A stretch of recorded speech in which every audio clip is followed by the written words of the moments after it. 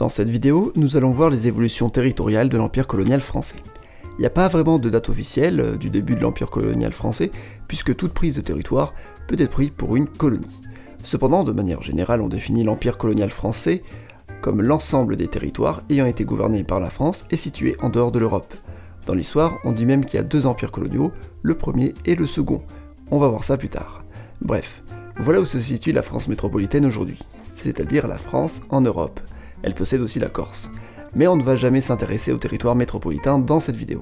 Dans la première moitié du XVIe siècle, la France cherche à trouver un intérêt dans la navigation vers l'ouest. En 1492, l'Italien Christophe Colomb arrive en Amérique pour le compte de l'Espagne. Son voyage va permettre de faire connaître ce continent aux Européens. C'est pas Christophe Colomb lui-même qui va se rendre compte de la découverte, ça va se faire petit à petit, car on avait très peu d'informations. On peut dire que vers 1510, les Européens sont au courant qu'il existe un nouveau continent, notamment grâce à l'explorateur italien Amerigo Vespucci qui travaille pour l'Espagne, qui fut le premier à contester le territoire rencontré par Christophe Colomb. Colomb pensait avoir atteint les Indes. Du coup, c'est très bien, il y a un nouveau continent pour les Européens, mais ça ne résout pas le problème de ces derniers. Ils veulent aller vers les Indes, c'est-à-dire en Asie. Et plusieurs pays européens vont être intéressés par la recherche d'un passage vers l'autre côté du globe. C'est le cas bien sûr de la France. La France lance une première expédition en 1524. Le but est de passer par le nord, car il n'a pas été exploré. Il devrait sûrement y avoir un passage vers l'Asie. Verrazzano, encore un italien, y est envoyé. Il va pas trouver de passage puisqu'il va trouver des terres. Ça permettra de les cartographier. Les Européens découvrant ainsi l'Amérique du Nord. Verrazzano trouve aussi la baie de Terre-Neuve et un possible passage, mais il n'a pas le temps d'y aller.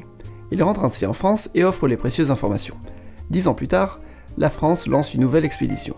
En 1534, Jacques Cartier est envoyé dans la région.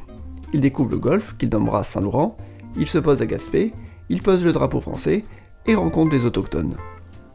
Tout se passe bien, il rentre en France donner les informations et il ramène deux autochtones iroquois qui pourront aller apprendre le français. Donc maintenant la France sait qu'il y aurait un possible passage vers l'Asie, mais c'est pas sûr. En attendant, l'Empire colonial français vient de naître puisque Jacques Cartier a posé le drapeau à Gaspé le 24 juillet 1534. C'est vraiment une date symbolique, et dans les faits, la France n'était même pas au courant de sa colonie ce jour-là, ce qui est normal.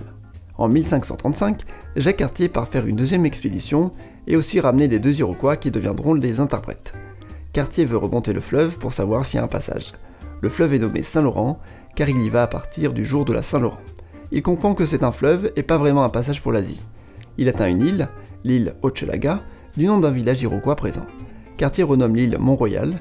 Cartier rentre en 1536, il est resté plusieurs mois dans ce qu'on appelle le Canada. En France, Cartier donne des explications, le climat, les richesses, on trouve de la fourrure, il y a des Iroquois qui y vivent, mais ils n'ont pas la même technologie que les Européens. Puis surtout, il y a le royaume de Saguenay.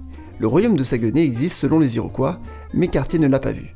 Il veut donc monter une nouvelle expédition pour conquérir ce royaume, qui semble détenir de nombreuses richesses. En 1541, Cartier retourne au Canada. Maintenant la France va implanter une véritable colonie au Canada et laisse tomber l'idée de chercher un passage vers l'Asie. Un fort est construit à l'embouchure du Saint-Laurent, Cartier récupère de nombreuses pierres précieuses. En 1542, il retourne en France pour ramener tout ce qu'il a récupéré. Mais c'est considéré comme de mauvaise qualité. Finalement, cette tentative de colonisation du Canada se solde par un échec. Cartier prend sa retraite. La France va tenter d'autres expéditions en Amérique, mais elles vont toutes se solder par des échecs. Il faut donc attendre le XVIIe siècle pour continuer l'histoire. Mais la France va quand même prendre de l'expérience. Régulièrement, des voyages se feront vers le Canada et le trajet devient de plus en plus connu et de plus en plus faisable. La France récupère des fourrures au Canada et pêche la morue au large de Terre-Neuve.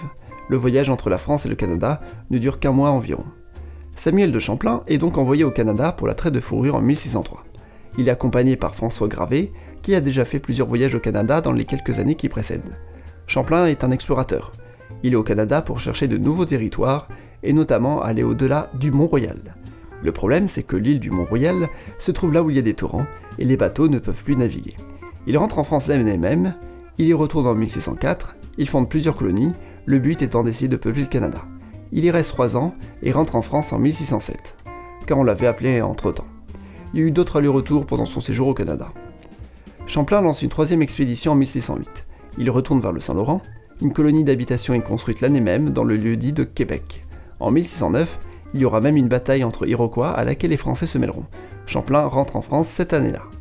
En 1610, il retourne au Canada, puis rentre en France. En 1611, il retourne encore au Canada pour quelques mois, puis il fait un 6e voyage au Canada en 1613, puis un 7e en 1615, un 8e en 1617, un 9e en 1618, un 10e en 1620, un 11e en 1626, puis un 12e et un dernier en 1633. Il crée un poste permanent à Trois-Rivières et devient gouverneur de la colonie de Québec, qui devient toujours plus fortifiée au fil des années. Champlain meurt à Québec en 1635. Désormais, le Canada est assez bien relié à la France. Il y a des voyages réguliers. En 1642, Ville-Marie est fondée sur l'île de Montréal. Bref, dans les années 1660, le Canada est une colonie française peuplée par 2500 colons. Du coup, il faut l'augmenter en envoyant des femmes pour les marier aux colons qui sont le plus souvent des hommes. La population va donc pas mal augmenter grâce à cette politique. Mais ça reste peu par rapport à l'Angleterre dont les colonies ont bien plus de succès. Pourquoi donc ? Eh bien c'est très simple, 2 raisons.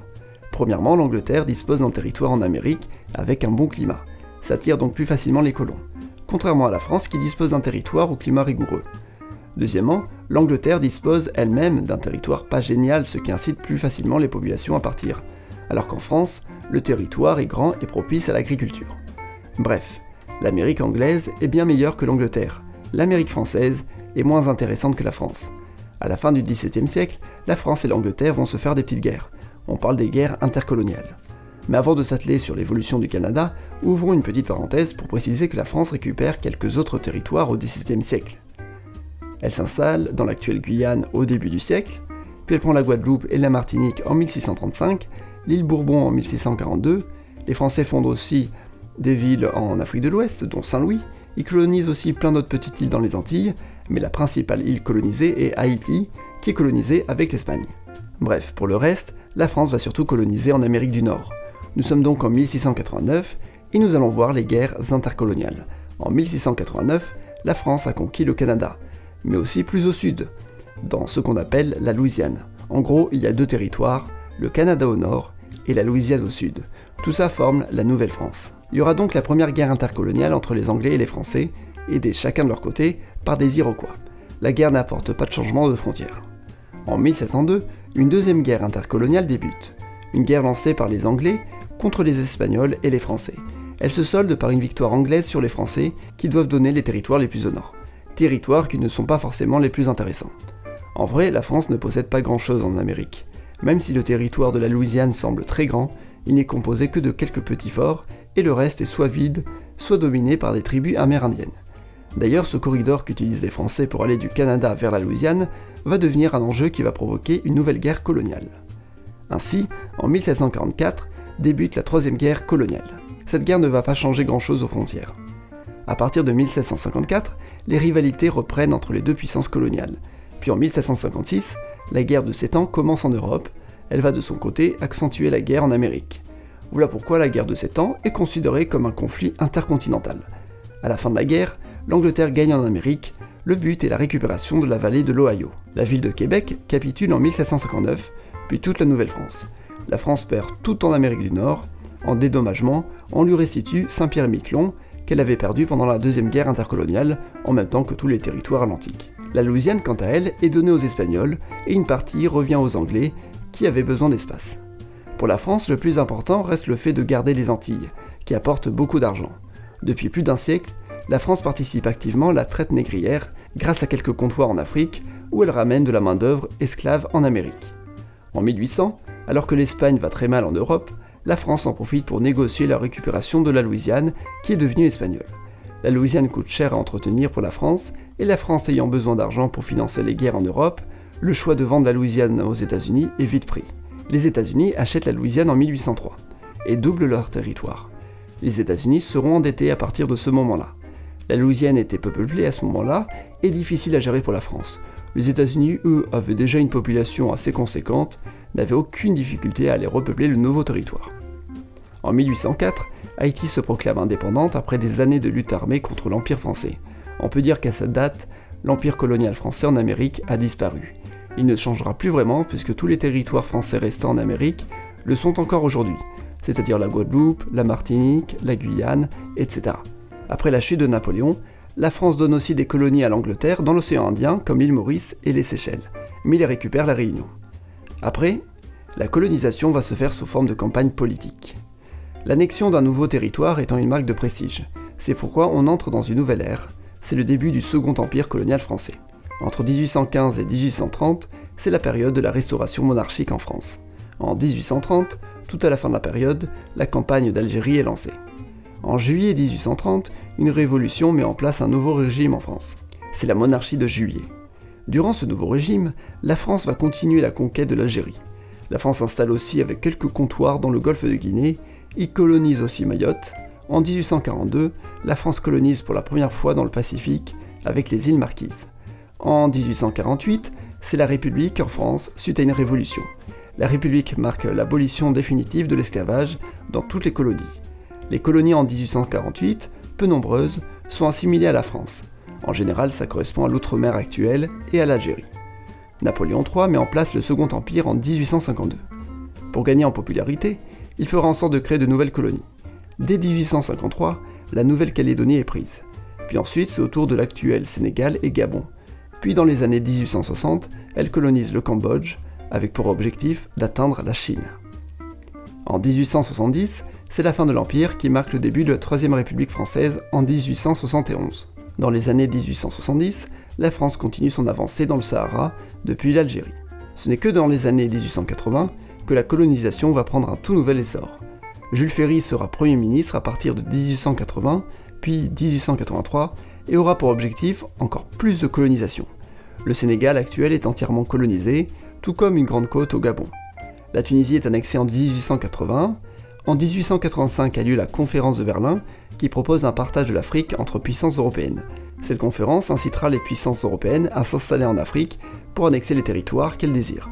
En 1900, la France a bien agrandi son territoire. Elle a eu le temps d'annexer Madagascar et toute l'Indochine, mais aussi des colonies en Océanie que sont le Vanuatu, Tahiti, Wallis et Futuna, puis l'Afrique de l'Ouest et l'Afrique centrale en très peu de temps, et aussi Djibouti qui n'était qu'un comptoir. En 1912, la France met sous protectorat le Maroc, puis ensuite, après la Première Guerre mondiale, la France met sous protectorat des territoires de l'Empire ottoman qui deviendront la Syrie et le Liban. Voilà, la France n'a jamais été aussi grande. Ça ne va pas durer longtemps, déjà pour des questions de coût, les protectorats du Moyen-Orient deviennent indépendants de suite après la guerre, l'Indochine entre en guerre d'indépendance à la même époque, et en 1954, la France y renonce définitivement.